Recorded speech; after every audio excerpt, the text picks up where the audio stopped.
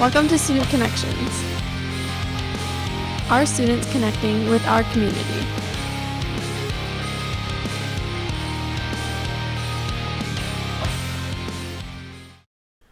Hello, and welcome to Student Connections on Location. Today we are going to meet with Miss Pam Beier, an audiologist from Lifetime Hearing Services. Let's go meet her.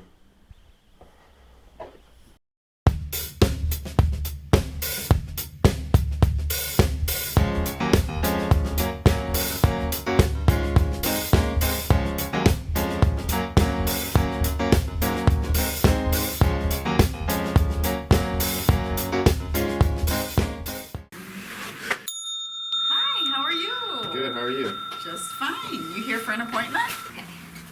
Hello. Hello, nice to meet you. Nice to meet you too. Hello, Mrs. Beier. Thank you for letting us come here today, and let's talk about hearing.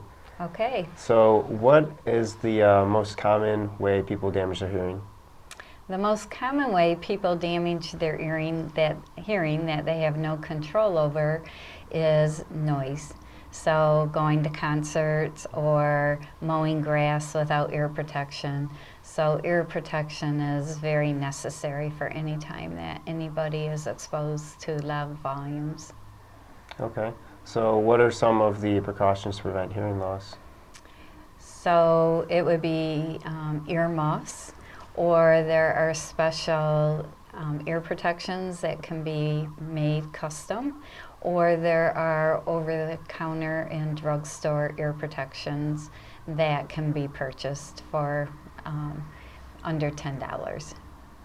Now, are there any of those that you would recommend over another, or do they all work the same? So I recommend muffs the most, and when people buy ear protection that are the muffs, when they go into the store, on the label there will be an attenuation level number, and the higher the number the better. Mm-hmm. So 25 to 30 is very good, and that's an important thing to look for. Okay. Have employees of loud environments improved ways to keep hearing safe? They are required by OSHA to provide hearing protection to the employees, and hopefully the employees utilize them. I don't know how often they're checked, but people who are working in manufacturing situations with a lot of noise should definitely wear their ear protection. What are some things around the house that could cause hearing loss? Mowing the grass, weed whacking, power tools. Those are, you have to be exposed to them for a long period of time. So just a quick vacuum cleaning isn't going to do it. Hair dryers are very loud often, and probably ear protection day after day for drying hair. Not you, but yeah, not me, of course. Other people would benefit by wearing some just not custom, but over-the-counter drugstore ear protection. Yep. Yeah, that's something that I do. I make sure I wear ear protection when I'm mowing the grass, especially because that equipment is pretty loud. Yep, good job. What are some ways people can enjoy music and not damage their hearing? When people go to a loud concert and they leave and their ears are ringing, they have done damage to their hearing.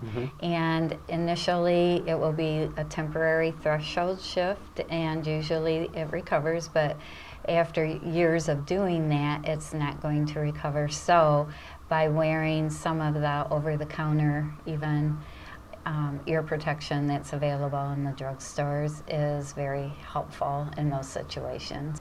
Now, would you be willing to take us back and show us exactly how you do an examination? Of course.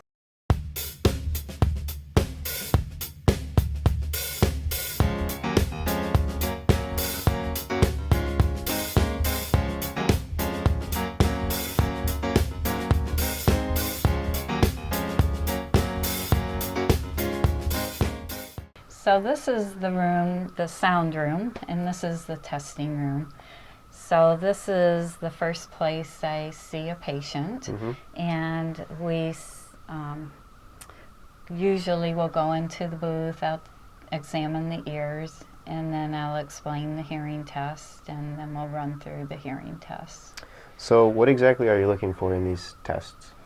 So the first thing I'm looking for is, when I examine the ears, is to make sure that they're not occluded with wax, or I don't see any fluid behind the eardrum or a hole in the eardrum.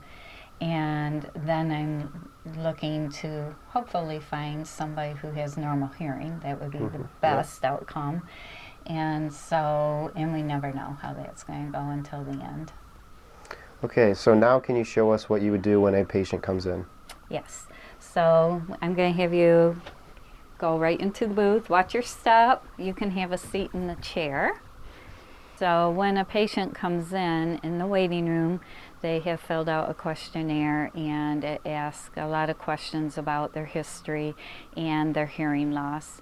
And so from that questionnaire, I have a lot of information that will let me know if the patient is here because they feel like they have hearing loss, or if it's because a family member feels like they have hearing loss, if they've ever worn hearing aids before, if they have any medical history with their ears.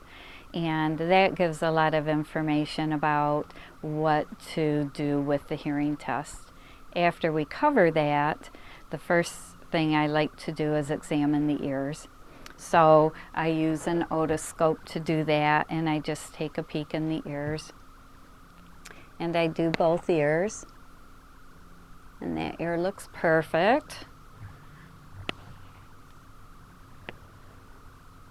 And that ear looks perfect too. So that is good. And so because there's nothing that gives me any concern about a medical situation with your ears, we would proceed with the hearing test. So have you had a hearing test before? I have. This is probably very similar, and what I will do is I'll wipe this off for you. Okay. And this is a little button, and it's right at the top. And what I will do is put the earphones on you, and I'll begin with your right ear. And anytime you hear a tone, even if it's very soft, press the button to let me know you hear it. And I will let you know before I switch to the left ear.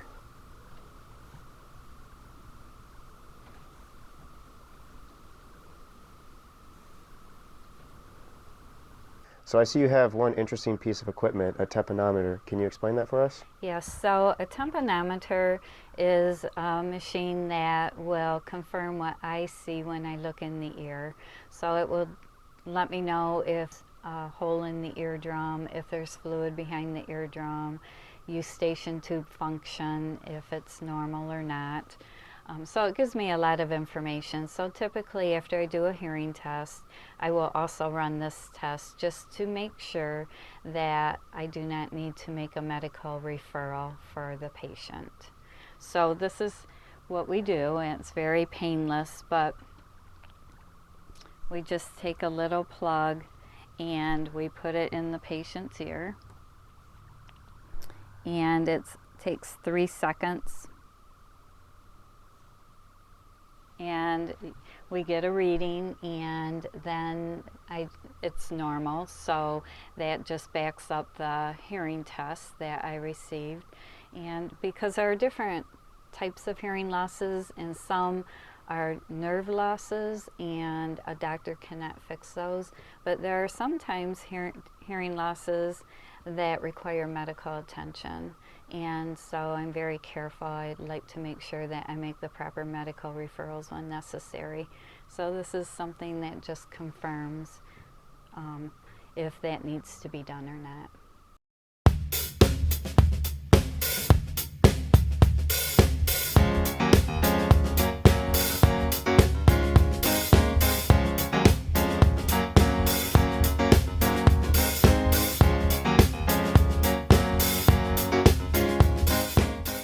So we just finished up the examination, and now we're here in the counseling room, and you have some ear protection laid out for us. So you want to go ahead and go over that? Sure.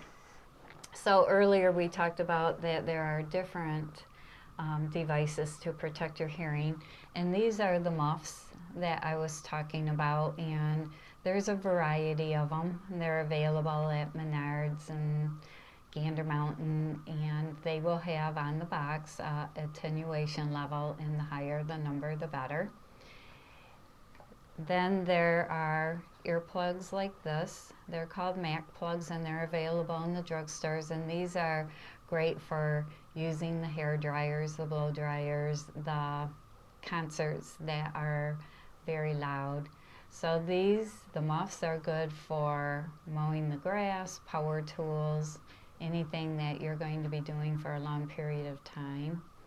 And then there are also some custom ear protections that are impression of the ear is made, and so these fit the ear specifically, and so those are also nice. They can be washed over and over again, and these are on a rope, so you can just have them hanging around your neck. Sometimes these are nice for the manufacturing industry. So these in particular, are these electronic muffs that you have here? They are. Now, how do these work compared to normal muffs?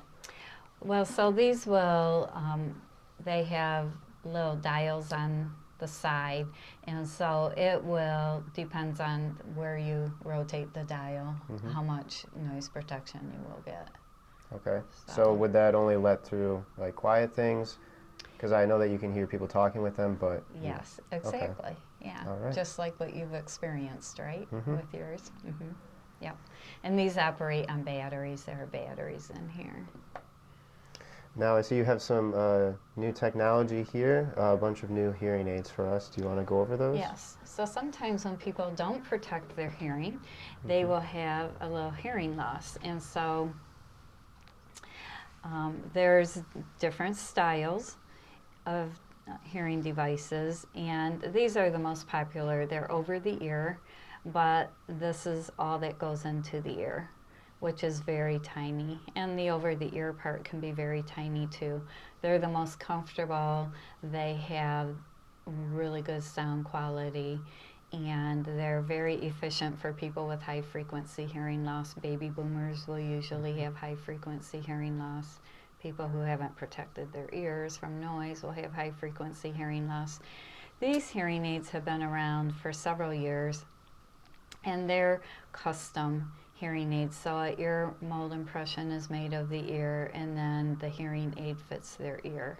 So we do fewer of these. These are the most popular.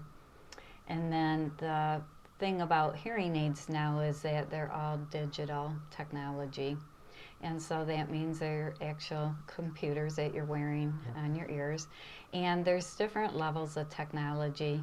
So people are always very concerned about the cost of hearing aids, and it's not the style, it's the technology you choose to put in the hearing aids. And I have a little graph here that shows you what the different technology levels will do for you.